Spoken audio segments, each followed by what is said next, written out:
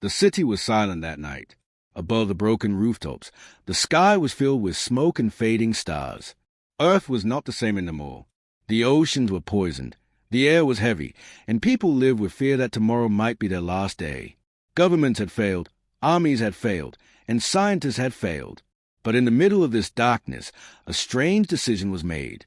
A group of people, not heroes, not champions, but misfits, were chosen for a mission that no one else dared to accept.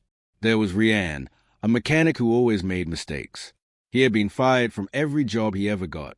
People laughed at him, called him useless, and said he was a danger to any machine he touched. Yet, he was the first one selected. Then came Dr. Alara, a doctor who once lost a patient during surgery. People never forgave her. They said she was careless, heartless, and too cold to save lives. She stopped practicing, lived in silence, and hid her shame. No one trusted her anymore, yet she too was chosen. The third was Cade, a soldier who never followed orders. He broke rules, fought with his own team, and lived with the anger of war. His commanders hated him, but still he was chosen. And finally, there was Lyra, an orphan whose past was a mystery. No one knew where she came from, who her parents were, or why she always carried a scar across her neck. She never spoke much, but her eyes were sharp and restless. Somehow, she too was on the list. These 4 people had no connection, no friendship, and no reason to trust each other. But one morning, soldiers arrived at their doors, handed them sealed letters, and said only one thing: report to the Sky Station. Humanity's last hope depends on you. At first, they thought it was a mistake. How could the world trust them, the failures, the broken ones, when better men and women existed? But the orders were final. When they arrived at the Sky Station, the place was buzzing with energy. Scientists ran with papers, soldiers guarded every corner, and huge screens showed the fading Earth from space cameras. It looked like a dying planet, gasping for air. Inside a large hall, the misfits met for the first time. Rian crossed his arms and muttered, "This must be a joke. They want me to fix spaceships? I can't even fix a car without breaking it." Cade laughed sharply. "If this is humanity's last hope, then we're already dead." Dr. Alara's face stayed calm, but her voice was cold. "You think it's funny? Millions will die if we fail. Maybe you should take this seriously." Lyra stood at the corner, silent. Her eyes moved from face to face, studying them like a puzzle she didn't trust. Before they could argue more, the hall doors opened. A tall officer in black uniform stepped in. His voice was deep and firm. "You are here because the world has no one else. The brightest minds have failed. The strongest armies have lost. The clean and perfect ones are broken under pressure. But you are already broken. And sometimes only the broken ones know how to survive." The words hung heavy in the air. None of them replied. The officer continued, "This mission is not about honor. It is not about pride. It is about survival. Earth is collapsing. In less than 10 years, there will be nothing left. We found signals of a habitable planet far in the void of space. You will travel there. You will make sure humanity can live again. If you succeed, our species survives.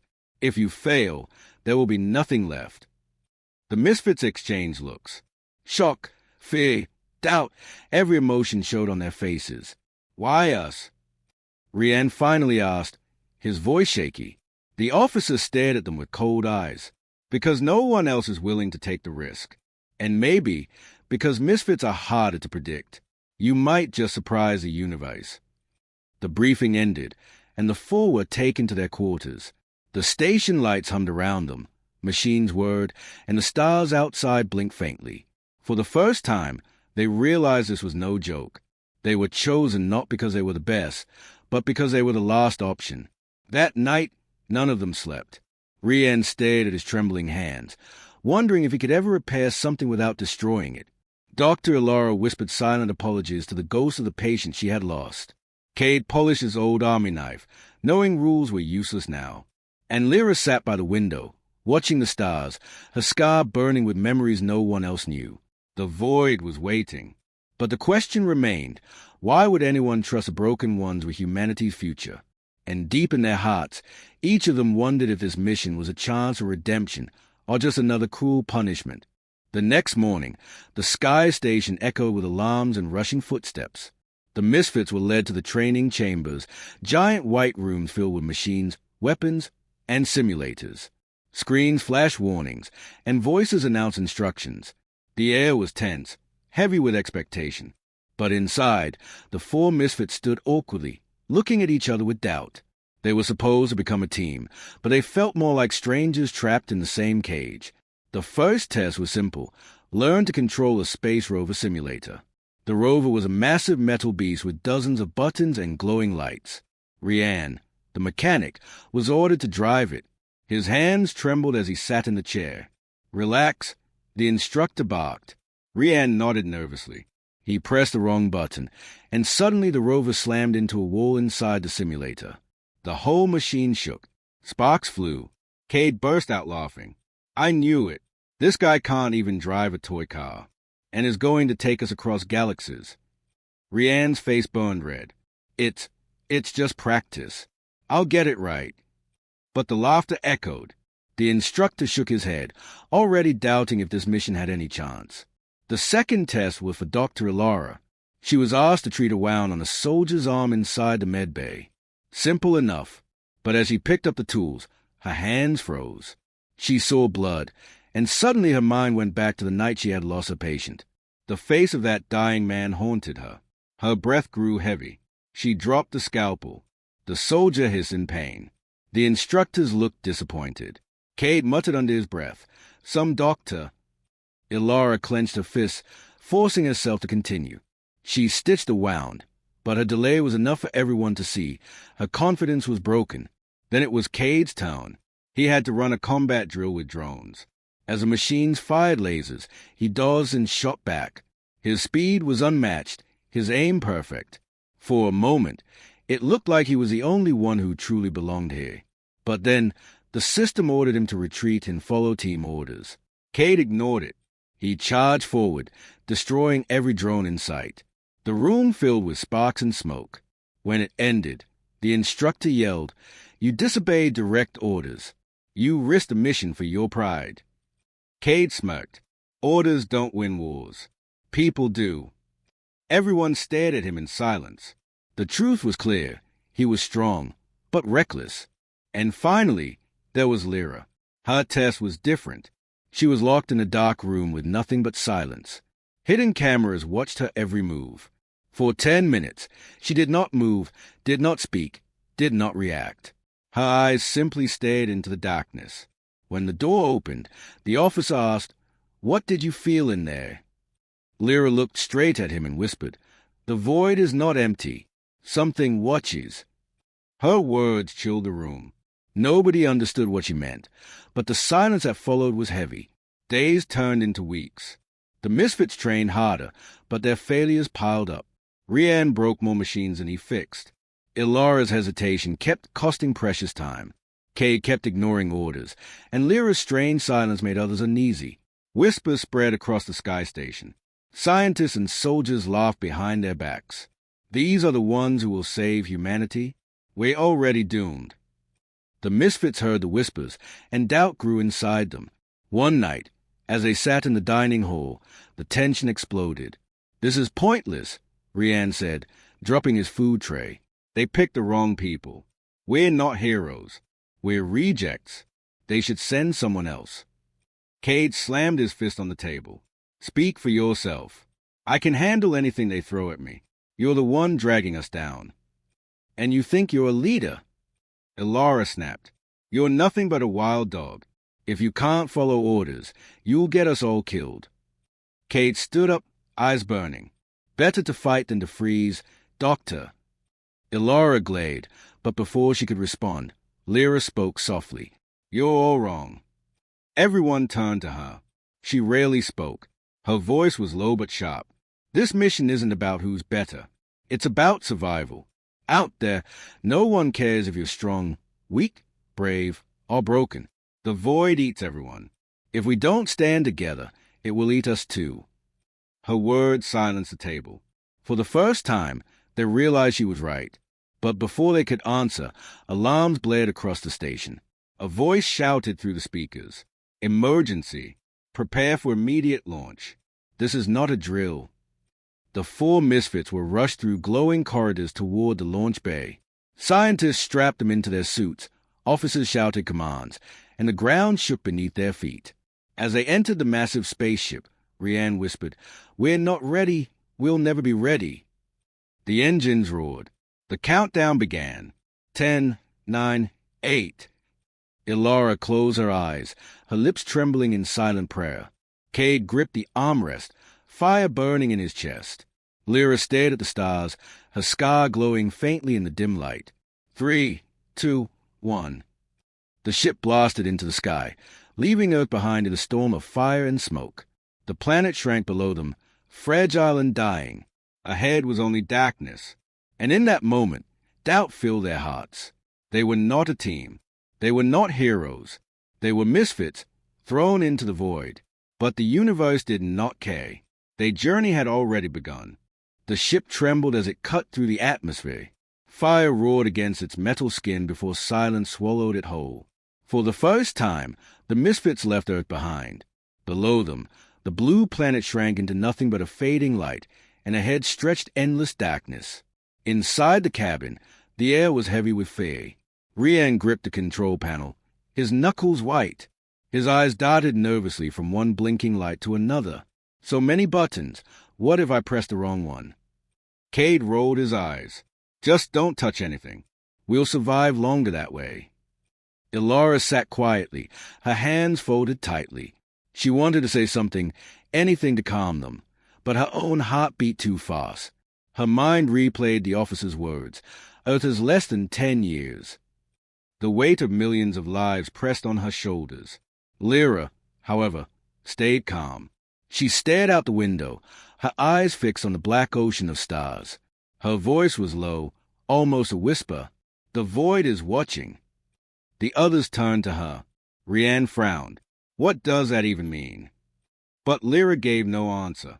She simply pressed her hand against the glass, as if she could feel something beyond the stars. Hours passed. The hum of the ship filled the silence. The misfits were ordered to test the systems, but nothing felt normal. Rianne tried to check the engine, but alarms kept flashing. Ilara monitored oxygen levels, her hands trembling each time the numbers dipped even slightly. Suddenly, a loud beep echoed through the cabin. The ship's computer spoke. Warning. Oxygen leak detected. Everyone froze. Cade shot up from his seat. Where? Section B, near the storage bay. Ilara replied quickly, her voice sharp with panic. Rianne grabbed his toolkit and rushed down the narrow corridor. His hand shook as he opened the panel. Air hissed out violently, and frost began to cover the walls. His breath fogged inside his helmet. Fix it. Cade shouted, standing behind him. I'm trying. Rianne snapped, fumbling with his tools. He dropped a wrench, cursed under his breath, and fought to seal the leak. The hole was small but deadly. In space, even a pin-sized crack could mean death. Ilara's voice echoed through the radio. Oxygen is dropping fast. 5 minutes until critical. Rianne's mind raced. His fingers slipped. I can't do it. I'll mess it up. Cade's hand slammed on his shoulder. No choice. Do it now. Rianne closed his eyes, forced himself to breathe, and tightened the valve. The hissing slowed. He adjusted the seal again, sweat dripping down his face. Finally, the sound stopped. The frost faded. The system lights turned green. The computer spoke again. Leak sealed. Oxygen stable. Rianne collapsed against the wall, his chest heaving. I did it. I actually did it. Cade smirked. About time you proved useful. But Ilara's voice trembled. Don't celebrate yet. That leak wasn't natural. It looks intentional. Silence fell. Everyone exchanged nervous glances. Intentional. Rianne repeated. You mean someone did this on purpose? Ilara nodded slowly. The seal was cut clean, like a blade, not a crack. The air in the cabin grew colder. Cade's eyes narrowed. So either someone on this ship tried to kill us, or something out there doesn't want us alive. Later that night, when the alarms faded and the ship drifted quietly, the crew gathered in the main cabin. No one trusted each other fully anymore. Doubt filled the air like poison. Ilara stayed to the others. If one of us is a traitor, we need to know. Otherwise, we won't survive. Cade crossed his arms. I've got nothing to hide. But Rianne is the only one who panics every 5 seconds. Rianne's face burned red. Me? I saved your life. Why would I cut the oxygen and then fix it? Ilara shook her head. We can't accuse without proof. Then, slowly, all eyes turned toward Lyra. She had been silent the whole time, sitting in the corner with her scar catching the dim light. She looked back at them, her voice calm and cold. It wasn't me, but I know one thing. The void is not empty. It's alive, and it's watching us. Rianne shivered. You keep saying that, but what does it mean? Lyra didn't answer. She just pressed her hand against the glass again, staring into the stars. For a moment, her reflection looked almost different. As the ship continued its journey, strange signals began to play through the radio. At first, it was just static.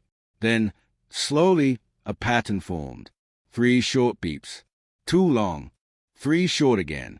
Ilara leaned forward. That's Morse code. But from where? Rianne's eyes widened. There's nothing out here. No stations, no satellites, nothing. The beeping repeated, louder this time. 3 short. 2 long. 3 short. Cade muttered, It's a message. Ilara swallowed hard. Yes, and it's the same pattern used by distress signals from lost ships. Everyone froze. Rianne whispered, You mean other missions? But they all failed. The cabin grew darker. The signal grew louder, almost like a cry in the emptiness.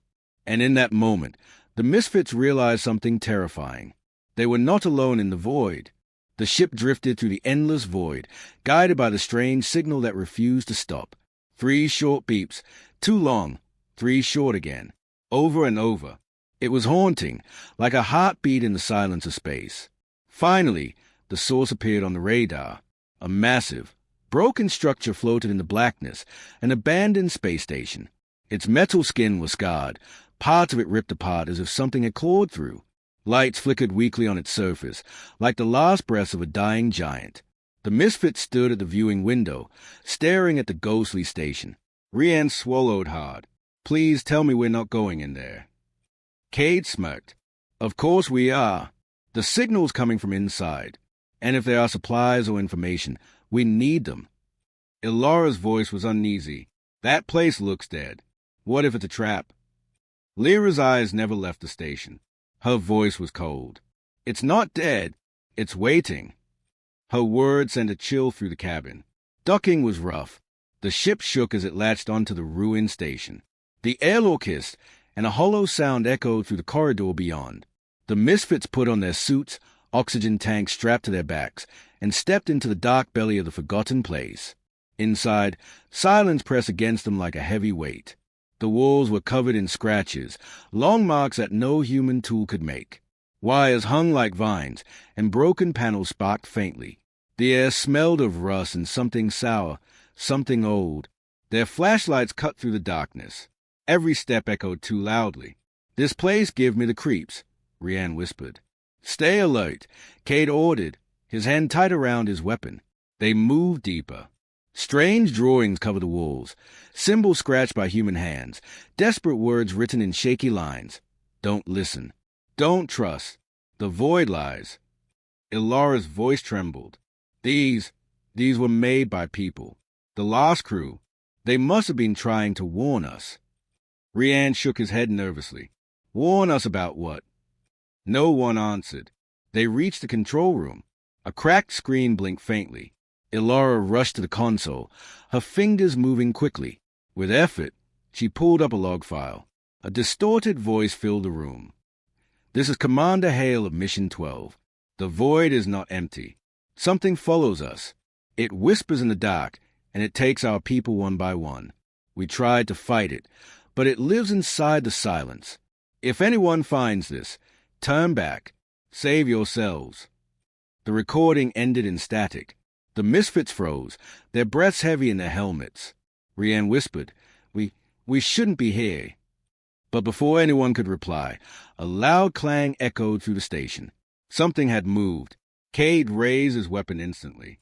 "Who's there?" Only silence answered. They pressed forward, searching for the source of the sound. In the medical bay, they found something worse than any noise. Bodies. Dozens of frozen bodies floated inside cracked cryo chambers. Their faces were pale, mouths twisted in silent screams. Some chambers were shattered from the inside, as if the people had tried desperately to break free. Ilara covered her mouth, her eyes wide with horror. They suffocated in here. Rian turned away, bile rising in his throat. This is wrong. This whole place is wrong. Lyra, however, walked slowly among the chambers, her fingers brushing against the cold glass. Her expression was unreadable. "These are not just dead," she said softly. "They were consumed." Cade frowned. "Consumed? By what?" Lyra's eyes flicked toward the shadows. "By the void itself." Before anyone could question her, another sound echoed through the corridor. This time, it was not random. It was footsteps. Heavy, slow, coming closer. Rian panicked. "There's someone here." Cade aimed his weapon toward the darkness. "Show yourself." But nothing appeared. Only shadows stretched across the walls, moving like they were alive. Suddenly, the station lights flickered violently, and the distress signal returned, louder than before. 3 short beeps. Too long. 3 short. Ilara's voice cracked. "It's not just a signal. It's bait." Rian's heart pounded. We walked right into a trap. They ran back toward the docking corridor. The station seemed to twist around them, halls stretching longer, doors closing by themselves, whispers brushing against their ears. "Leave, leave, leave." The voices were faint, but they were there. Finally, they reached the airlock. Cade hit the controls, but the door jammed. Sparks shot out as the system failed.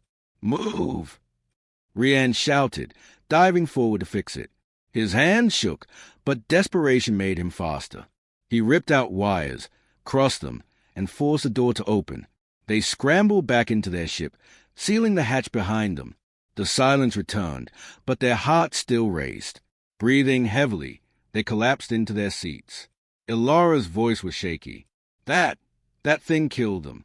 It killed all of them, and it almost killed us." Rian wiped sweat from his face. "We can't do this. We're not ready for this." Cade growled. "Ready or not, we're in it now." Lyra sat quietly, her gaze still locked on the abandoned station drifting outside. Her scar seemed to glow faintly in the dim light.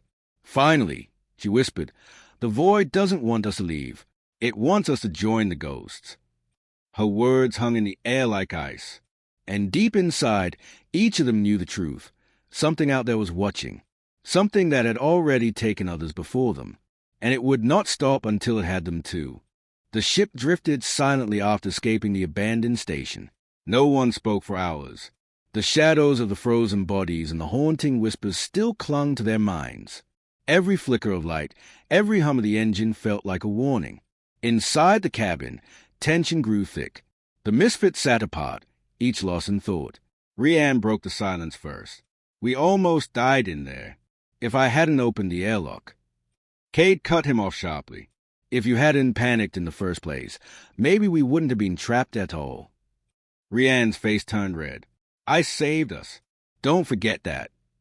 Ilara raised her hands, her voice firm. "Stop it, both of you. Fighting each other won't help. We need to focus on the mission." But Lyra spoke softly from the corner, her eyes fixed on the stars. "It's not the void we should fear most. It's the cracks inside us. That's where the real danger hides." Her words silenced the cabin again. Later, as the crew slept, alarms suddenly blared. The ship jolted violently, throwing them from their bunks. Lights flashed red. Rian scrambled to the controls. Engine failure. The main core is overheating. Ilara rushed to the monitor. "That doesn't make sense. We just checked it yesterday. It was fine." Cade swore under his breath. Someone tampered with it. The words hung in the air like a knife. "Tampered." Rian stammered. "You think one of us?" "Yes," Cade snapped. One of us is trying to kill the mission. Ilara shook her head, her face pale. We can't accuse each other without proof. But the evidence was already clear. The engine wasn't broken by chance. Wires had been cut clean, just like the oxygen leak before. They worked frantically to stabilize the ship. Rian's hands moved faster than ever, patching wires, rerouting systems, sweat pouring down his face. Ilara held tool for him, her eyes darting nervously around. Cade guarded the room, watching everyone like a hawk. Finally, the alarm stopped. The engine hummed steadily again. The ship was alive, but the trust between them was dead. That night, in the dining hall, Cade slammed his fist on the table. I'm done pretending. Someone here wants us dead. We need to find out who. Rian raised his hands quickly. Not me. I'm barely holding it together. Why would I sabotage the only thing keeping me alive? Cade glared. Fear makes people dangerous. Maybe you thought if the mission failed, you'd be free of this nightmare. Rian's voice cracked. That's insane. Ilara cut in, her tone sharp. Enough. Pointing fingers won't solve anything. We need to think logically. But Cade wasn't listening. His eyes narrowed on Lyra. She sat calmly, her scar glowing faintly in the dim light. She had barely spoken since the engine failure. You, Cade growled, you always talk about the void, about how it's alive. Maybe you don't want us to survive. Maybe you're helping it. Lyra finally looked at him. Her gaze was cold, unshaken. If I wanted you dead, you would already be gone. The room went silent. Her words carried a strange weight, too calm, too certain. Rian whispered, Then who is it? Who's the traitor? The answer came sooner than they expected. The next day, while Ilara was running medical scans, she found something hidden inside the storage bay, an explosive device wired to the fuel supply. Her hands shook as she called the others. Look at this. Someone planted a bomb. Rian gasped. Oh, God. Cade's face darkened. We're dealing with a murderer. But before they could react, the lights flickered and the bomb's timer lit up. 10 minutes. Panic erupted. Rian dropped to his knees, fumbling with wires. I can disarm it. I think I'll try. Ilara knelt beside him, guiding his trembling hands. Cut the red wire first. Slowly. Cade stood guard, weapon drawn, his eyes scanning the shadows. He knew the traitor was watching them. And then it happened. A sudden shove. Rian's hand slipped, nearly cutting the wrong wire. He looked up in shock. Cade was pressing the blade of his knife against his throat. Everyone froze. Ilara gasped. Cade, what are you doing? Cade's eyes burned with cold fury. You don't get it, do you? This mission is a lie. There is no new planet. No hope. The void is our grave, and I won't be a puppet in their game. Better to die free than to crawl like slaves. Rian's voice shook. You sabotage everything. The oxygen, the engine, this bomb. Cade sneered. Of course. Why waste time pretending? Humanity doesn't deserve to survive. Let it burn. Ilara's hands trembled. You'll kill us all. That's the point, Cade growled. For a moment, it seemed like the end. But then Lyra moved. Fast, silent, like a shadow. She slammed into Cade, twisting his knife away and pinning him to the floor. Her scar glowed under the harsh lights, her eyes blazing. You want death, she hissed, but we are not done living. Ilara grabbed the bomb, working quickly with Rian. The timer ticked down. 5 seconds, 4, 3, until finally the device went dark. Silence filled the room. Rian collapsed, shaking. We're alive. Ilara exhaled deeply, her heart racing. Cade lay restrained, glaring at them with pure hatred. You think you won? The void will take you anyway. You can't escape it. Lyra leaned close, her voice like ice. Maybe, but we will fight until the last breath. That's what makes us human. The words echoed in the cabin. The betrayal was revealed. The team was broken. And yet, for the first time, they understood the truth. Survival was not about perfection. It was about defiance, even against the void. The ship floated through endless darkness, carrying scars from betrayal and near-death. Cade was locked in a sealed chamber, his voice echoing threats whenever he pounded on the walls. Rian avoided looking at him. Ilara kept her focus on medical logs, and Lyra, silent as always, watched the stars as though she could read secrets hidden in their light. Days passed, and finally, the navigation system beeped. A blue-green planet shimmered on the screen, glowing like a jewel in the void. Rian's eyes widened. That's it. That's the new world. Ilara's voice trembled. It's beautiful. For the first time since the journey began, hope stirred in their hearts. But hope didn't last long. As they drew closer, alarms shrieked across the cabin. The ship jolted violently, throwing them against their seats. Outside, enormous structures floated in orbit around the planet, machines older than anything human, glowing with a strange energy. Warning, the computer announced. Unidentified defense system activated. Beams of light shot across the darkness, striking dangerously close to their ship. Metal screamed as the hull shook. Rian clutched the controls. They are targeting us. I can't dodge this much longer. Ilara scanned the systems. These defenses, they're automated. They're designed to keep intruders out. Cade's mocking voice came through the chamber speaker. See? I told you. No new home. Just death waiting for us. Lyra turned, her eyes hard. Be quiet. The ship shuddered again as another blast hit. Warnings blared. Shields critical. Hull integrity 50%. Rian's hand shook. We can't take much more. Ilara's mind raced. There has to be a way through. Look at the pattern. They're not random shots. They're scanning us. Lyra's gaze sharpened. Testing us. Like guardians at a gate. Cade laughed bitterly from his cell. Guardians that will kill you before they ever let you in. The crew split into action. Rian pushed the engines to their limit. Dodging blasts of sparks flew across the control board. Sweat dripped down his forehead, every move fueled by fear. Ilara dug into the alien signal patterns, trying to decode them. Numbers and symbols flashed across her screen. They're looking for something, recognition codes maybe. If I can match the sequence, they might stop firing. Lyra stood behind her, calm despite the chaos. Listen closely. The void always whispers before it strikes. Find the rhythm. Ilara focused, her hands flying over the keys. The alien symbols aligned slowly with Earth's signal codes. Almost there. Another beam slammed into the ship, shaking it violently. Oxygen levels dropped. Panels burst into flames. Rian screamed. We won't survive the next hit.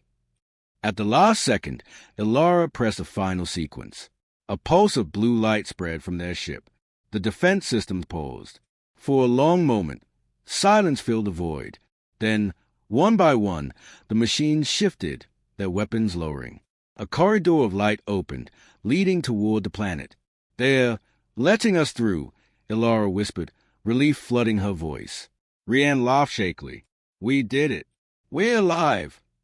But the relief didn't last. Suddenly, the ship's alarm screamed again, not from the outside, but from within. The sealed chamber had been breached. Cade had broken free. He stormed into the cabin, rage burning in his eyes, a weapon in his hands. You fools! You think this planet will save you? You'll just build the same dying world again. Better to end it here. He pointed the weapon at the control console. One shot, and their only chance of survival would vanish. Rian froze. Don't do this. Ilara's voice cracked with desperation. Cade, please. We've come so far. If not for us, then for the billions still on Earth, give humanity a chance. For a moment, something flickered in his eyes. Pain, anger, maybe even regret. But then he tightened his grip. Lyra moved. She stepped between Cade and the console, her voice cold and sharp. You betrayed us once. You won't again. Cade sneered. Move, girl. Lyra's scar glowed faintly under the flickering lights. Her voice was steady, unshaken. If you want to destroy the last hope of our kind, you'll have to kill me first. The cabin froze. Rian's breath caught. Ilara's hands trembled. The silence stretched. Cade's weapon shook slightly. His jaw clenched, and then, in a burst of fury, he lunged forward. Lyra was faster. She twisted his arm, the weapon clattering to the floor. With strength born of desperation, she pinned him against the wall. Rian grabbed the weapon and aimed it, his hand shaking. "It's over, Cade. It's over." Cade's eyes burned with hatred. "You think you've won? The void never lets go. It will take you, all of you." Ilara's voice was soft, but firm. "Maybe it will, but not today." With effort, they restrained Cade again, locking him back in the chamber. This time, reinforced. The ship passed through the glowing corridor. Ahead, the planet grew larger, its oceans shimmering, its lands glowing with untouched beauty. For the first time, the misfits could imagine life beyond despair. But the cost was heavy. Trust was shattered. Betrayal had cut deep, and the void still lingered in their hearts. As the ship descended toward the atmosphere, Lyra whispered words that sent a chill through the others. "The void is patient. It will wait, even here." And though hope filled their eyes as the planet drew near, they knew the final test was still to come. This was not the end. This was only their last stand. The ship pierced the atmosphere, flames licking across its hull as it screamed through the sky. Inside, the crew held their breath, bodies strapped tight against the violent tremors. Rian's knuckles turned white as he clutched the controls. "Hold together. Please, just hold together." Ilara whispered prayers under her breath. Her eyes closed tight. Beside her, Lyra sat completely still, her scar glowing faintly like it was alive. Then, in one final jolt, the ship broke through the clouds. What lay beneath stole their breath. Oceans shimmered under the sunlight, stretching endlessly. Forests of strange silver trees swayed in the breeze. Vast mountains pierced the skies, their peaks glowing with crystal-like stone. The planet was alive, untouched, waiting. Tears slipped down Ilara's cheeks. "It's real. We made it." Rian laughed shakily, almost not believing his own eyes. "After everything, we're really here." But even in the face of beauty, they knew their task was not over. The ship was damaged, fuel running low, and systems failing. They had to land before it was too late. Rian guided the vessel toward a wide valley, engines sputtering with every second. Smoke filled the cabin as alarms blared one after another. "Brace yourselves," he shouted. The ship slammed into the valley floor, metal screeching, sparks exploding. They were thrown violently against their seats. Panels ripped free, flames burst through the walls, and then silence. When the dust settled, the misfits slowly opened their eyes. They were alive. The valley stretched wide, covered in grass that shimmered blue under the sunlight. Strange creatures, with wings like glass, flew overhead. A warm breeze brushed against their skin. For the first time in years, they felt air that wasn't recycled by machines. Ilara knelt on the ground, touching the grass with trembling hands. "It's warm. It's soft." Rian sank to his knees beside her, laughing and crying all at once. "We're not ghosts drifting in space anymore. We're alive." But Lyra remained standing, her eyes scanning the horizon. "The void let us pass, but it will never forget us." Her words carried weight, but no fear. They worked quickly, setting up emergency tents, salvaging supplies from the wreck. Each movement felt heavy with meaning. This was no longer survival for themselves. This was the first step of a new beginning, for all humanity still waiting in the darkness of Earth. That night, as stars stretched across the alien sky, they lit a small fire. The flames danced against their tired faces, filling the silence with warmth. Rian stayed into the fire. "We're not just misfits anymore. We're something else." Ilara smiled faintly. "We're proof that broken people can still build something whole." Lyra's gaze stayed fixed on the stars above. "We defied the void. That is enough." For a while, they sat quietly, just breathing, just existing. The simple act of being alive felt like victory. But the peace didn't last. From the wrecked ship, a loud bang echoed. Cade, he had been left locked inside, alive but furious. His shouts carried into the valley, filled with rage and despair. Rian looked toward the ship nervously. "We can't leave him like that forever." Ilara's expression softened. "He tried to destroy us, but he's still human. If this is a new world, maybe we start different this time. No more hate. No more chains. Against Rianne's protests, they opened the chamber. Cade stumbled out, weakened, eyes burning with bitterness. He stared at them, then at the alien valley, at the fire, at the endless stars. His lips trembled as though he wanted to speak, but couldn't. Lyra stepped forward, her voice calm. The void is inside you. You can feed it, or you can fight it. Choose. For the first time, Cade's gaze faltered. The hatred did not vanish, but it cracked. He lowered his head, saying nothing. That silence was enough. Days turned into weeks. They built shelter, learned to purify water, studied the strange plants and animals. Slowly, painfully, they carved life out of the unknown. Every night, by the fire, they spoke of Earth, not as a grave, but as a home that might rise again if their signal reached it. One evening, as the sun dipped below the mountains, Rianne adjusted the transmitter salvage from the wreck. Sparks flew, but finally a green light blinked.